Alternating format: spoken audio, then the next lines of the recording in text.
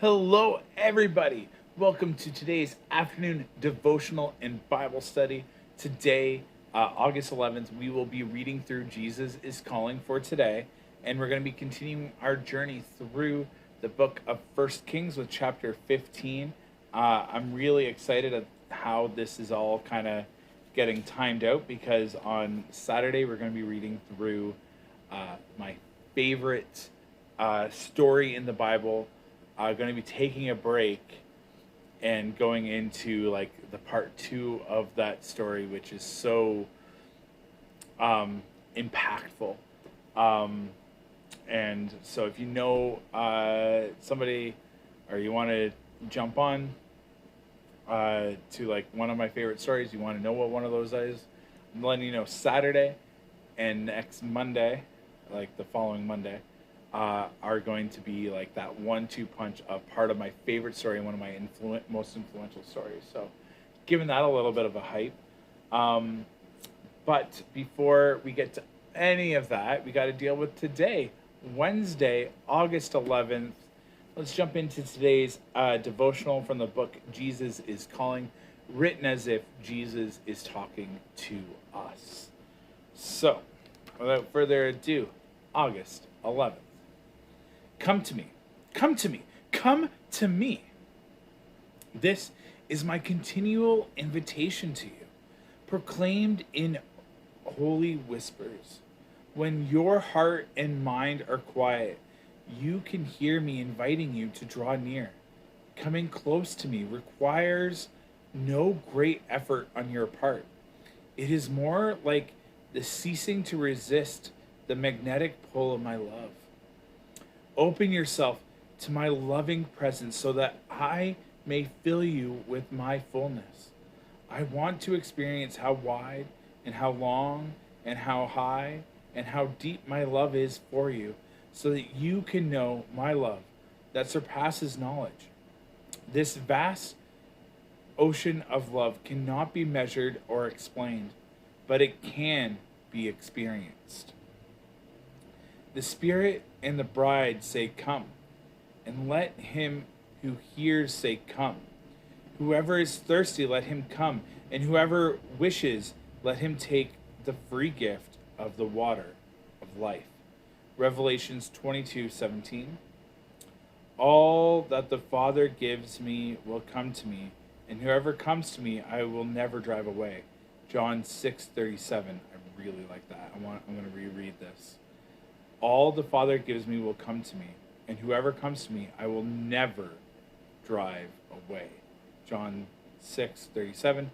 And then lastly, I pray out of his glorious riches, he may strengthen you from the power through his Spirit in your inner being, so that Christ may dwell in your hearts through faith. And I pray that you, being rooted and established in love, may have power together with all the saints to grasp how wide, how long, and how high, and how deep is the love of Christ. And to all this love surpasses knowledge, that you may be filled to the measure of the fullness of God. Ephesians 3:16 to 19. That calling, come, come, come. To me is my unconditional invitation, is my continual invitation. I think is kind of cool. One of my favorite songs, Morning, it's a Screamo song, Whisper in the Breeze by Fallstar. It's just like, there's this one part in the song that's written as if God is pleading, just spend some time with me. Just spend some time with me. I love you so much. Just spend some time with me. So this devotional, I think, is really cool. And that idea of the magnetic pull of God's love. I like that illustration. I think that was kind of cool. So now I invite you guys to open up your Bibles to the book of First Kings, chapter 15. So a quick recap of the story so far and how we got to where we are. So in the first little bit here, we've now gone through a couple different kings. So King David died. King Solomon rose.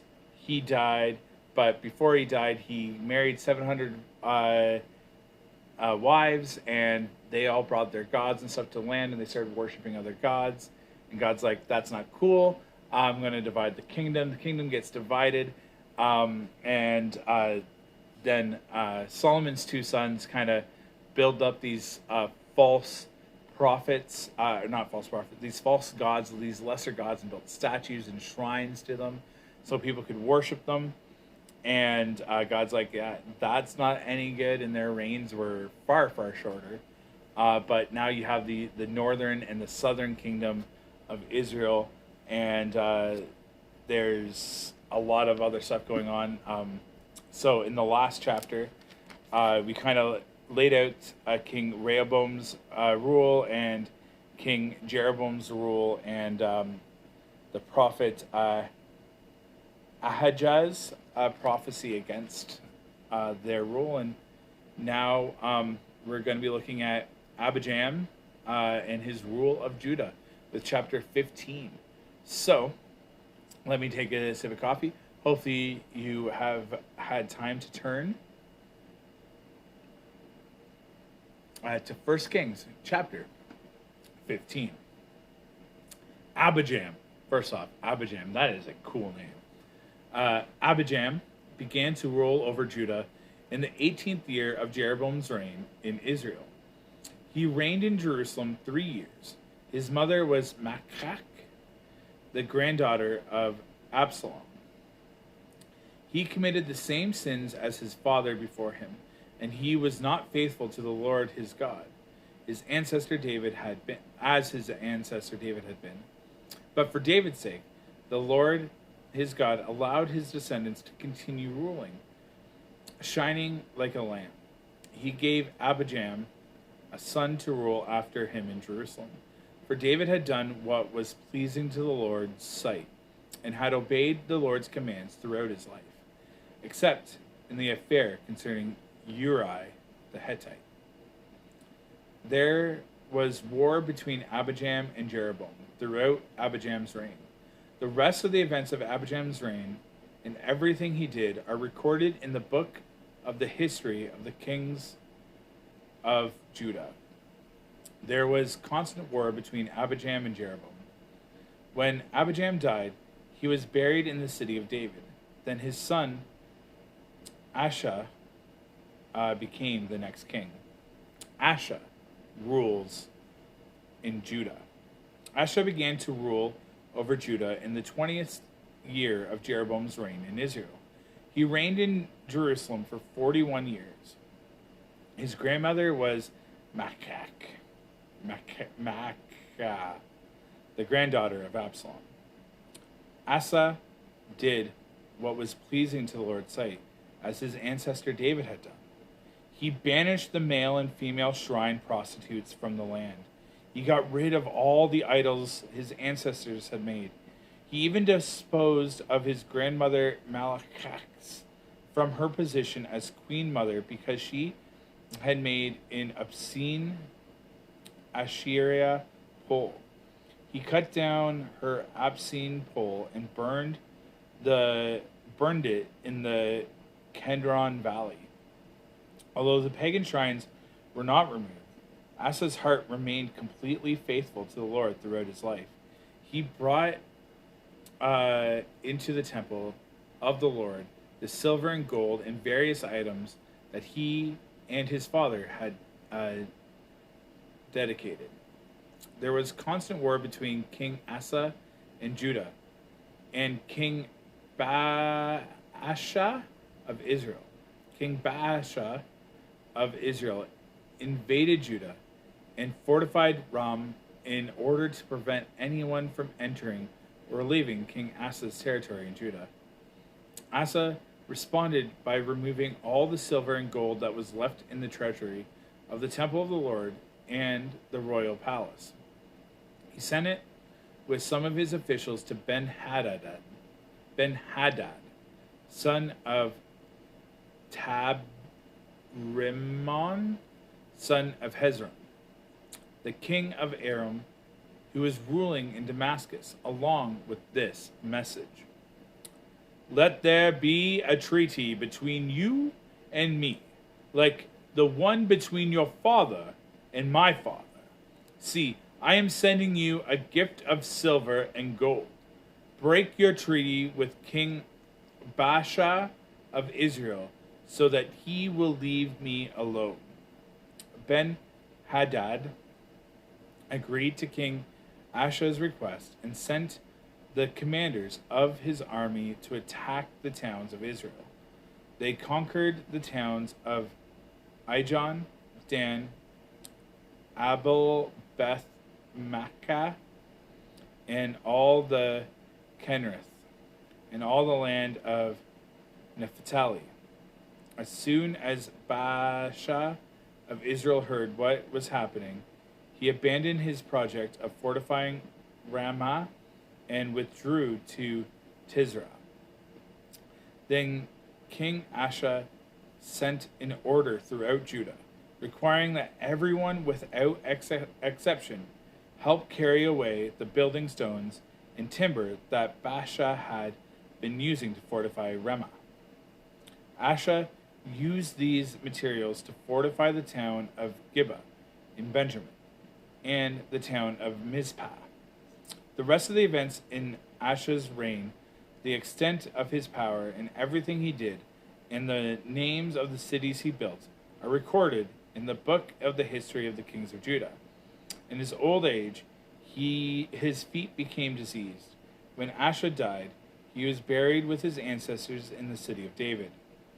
Then Jehoshaphat, Asa's son, became the next king. Nadab rules in Israel. Nadab, son of Jeroboam, began to rule over Israel in the second year of King Asa's reign in Judah. He reigned in Israel 2 years, but he did what was evil in the Lord's sight, and followed the example of his father, continuing the sins that Jeroboam had led Israel to commit.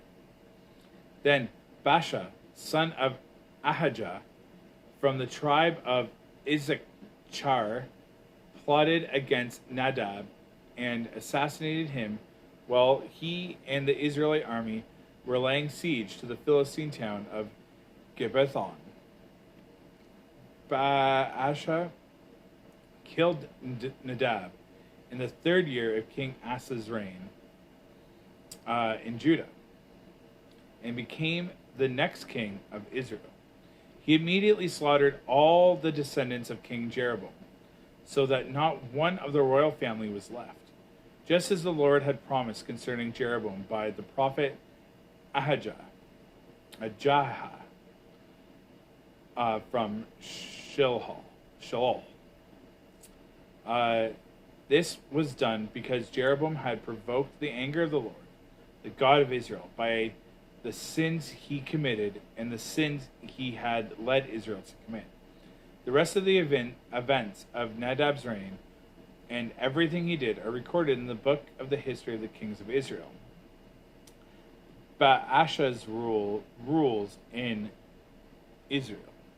There was constant war between King Asa of Judah and King Baasha of Israel. Baasha, son of Ajah, began to rule all Israel in the third year of King Asa's reign in Judah. Baasha reigned in Tisra 24 years. But he did what was evil in the Lord's sight and followed the example of Jeroboam, continuing the sins Jeroboam had led Israel to commit. May God add a blessing to the reading of his word, and we're going to continue from that in tomorrow's thing. So today we have, so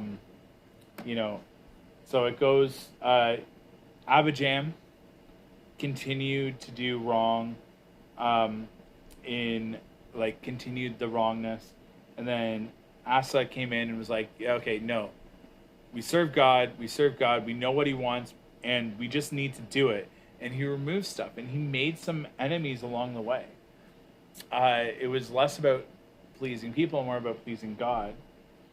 And one of the things that ended up happening is his own grandmother, he was like, this is not okay. We have to remove this. And we have to remove this pole, this item of idol worship. We need to remove it. And he did. And he went a little bit against his own family. And then so that's the northern kingdom in Judah. Then the southern kingdom, you have Nadab basically killing all of Jeroboam's whole family, and then kind of overtaking the throne by force, but not really fixing anything. Then you have Baasha takes out Nadab and also does not seem to fix anything.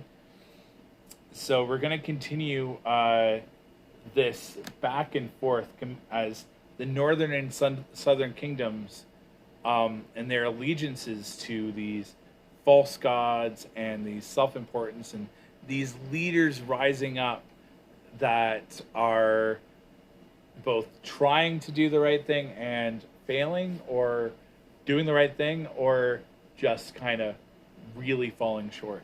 So we're going through like years. This is like boom, boom, boom, boom, boom. Generations are happening here. And from David in Judah, you got David, you got Solomon, you have Rehoboam, then you have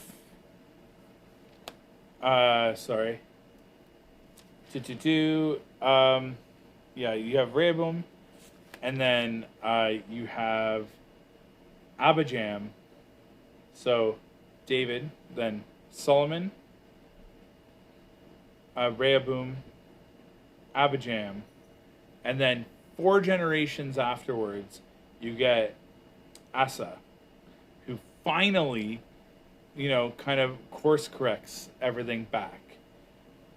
So it was one generation of doing good, one generation of starting off doing good, and then kind of leading the others in not such a good way. 2 generations then, kind of leading Israel in this really poor manner. And then Asa comes back and he's like, no, we need to course correct. That's what's happened in the northern kingdom. But in the southern kingdom, you got David, then you got Solomon, and then you got Jeroboam. And Jeroboam then leads to Nadab. So David, Solomon. So David, Solomon, Jeroboam, Nadab, Baasha. So we're around like one extra rule here, and things still haven't gone back. Things still haven't course corrected in the southern kingdom. And one of the things that I hear a lot of in like Christian circles and stuff like that is this generational sin. And for a while I didn't really understand it, but I think there's a good description somewhat in here, because the sins of Solomon ended up impacting the next generation and the next generation. And they're attributed to like Jeroboam. He introduced the golden calves and created this false god for people to worship. And like, yeah, sure, Solomon started up these shrines, but Jeroboam took it to this whole other level. So you have this this thing that was taught to be okay. And as you're going through things, it kind of goes back. Well, Jeroboam did it, blah blah blah blah blah blah blah. But it took, like, out of all the kings that we've read over the next little bit, we're getting up to like 9. Since David, Asa's the only one to kind of go, okay, no, we need to course correct. We need to go and just focus on God and get rid of all the other stuff. And like there was temple prostitutes, male and female temple prostitutes. Um, and this was seen as something that was completely okay. Um, and it's a very kind of odd thing. I can go into details on how I understand some of this stuff to go. I don't know a ton. I haven't looked into it a whole lot. But he's like, yeah, no, that's not right. Like these temple prostitutes aren't something. And it made a point to say male and female. One of the things that I do think ends up happening here is it wasn't because of the time how they treated women. The people that would use these prostitutes were usually men. So as you're talking about things, he didn't get rid of just the male prostitutes are okay, like the female prostitutes are okay. He got rid of both. So that's one big thing that I want to point out. But later on, as the Bible ends up talking against some of the stuff, I think part of that is talking against these temple prostitutes as well. Hopefully that statement made sense. So as we're kind of looking at the rest of this, it's that God's promise stayed true too. He promised David, if you do this, for generations and generations and generations, whatever the promise was to David, it was like, you will rule over this area. And though his children, his grandchildren, his great-grandchildren fell short, and there was consequences to their actions, God's promise stayed true. So the takeaway, the big takeaway from all of this that I'm finally getting to, and I'm sorry for the rambling, is that God keeps his promises. Sometimes when we do things, there are consequences. And the consequences might be harsh. The Bible talks about spare the rod, spoil the child type deal. Just meaning like discipline sometimes is a thing that leads to better things. Consequences to our actions is something that we have to learn. As we grow to be adults, consequences to our actions carry a lot more weight sometimes, more influence because more people look up to us. It may end up impacting our jobs. It may end up impacting our families. If we have children, our children. Our churches, our churches. Our actions carry a lot more weight, and the consequences of that often far exceed just myself. And that's one of those things that is kind of coming forth. But no matter how bleak things seem or how bad consequences get, we can trust that God will keep his promises. If I continue to eat unhealthy, and because of my foot, I don't exercise, I'm going to continue to get fatter and fatter and fatter.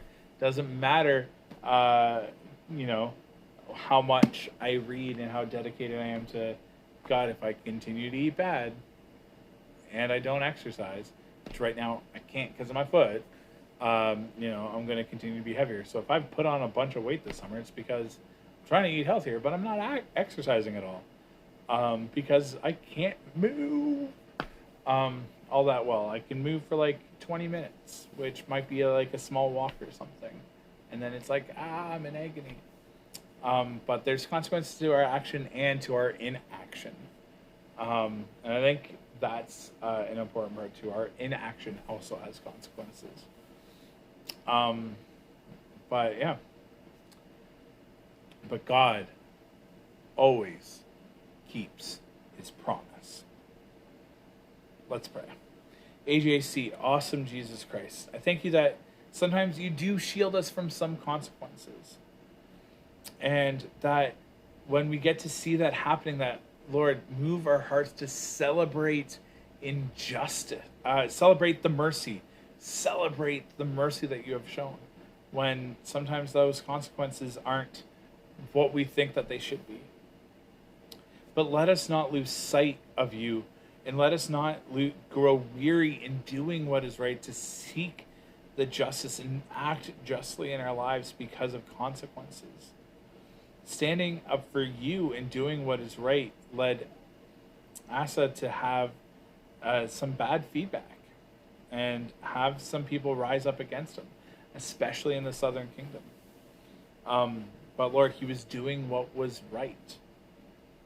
And Lord, you give him honor in this as the one that kind of course corrects for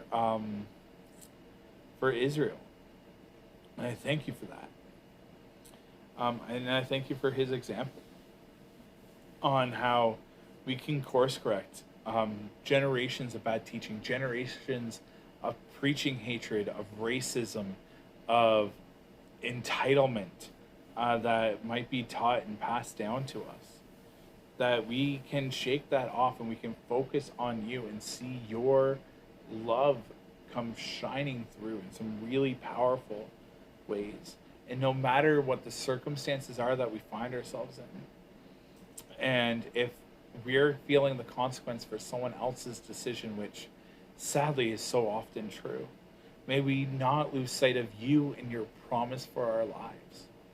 That you came down to earth as a human, as vulnerable could be, taught us so much, helped us have the Bible that we have today, died on the cross and rose again, claiming death and offering us salvation and everlasting life with you, Lord.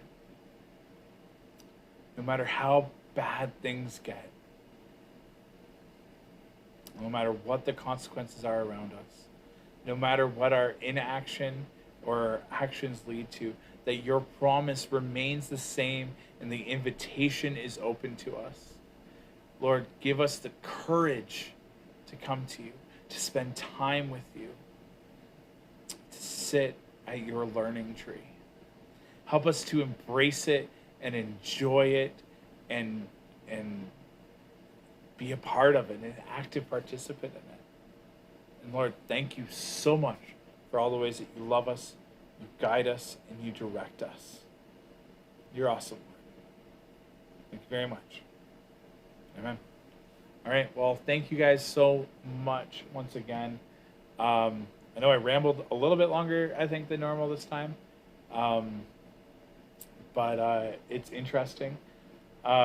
We continue with a couple more generations of kings from the looks of things.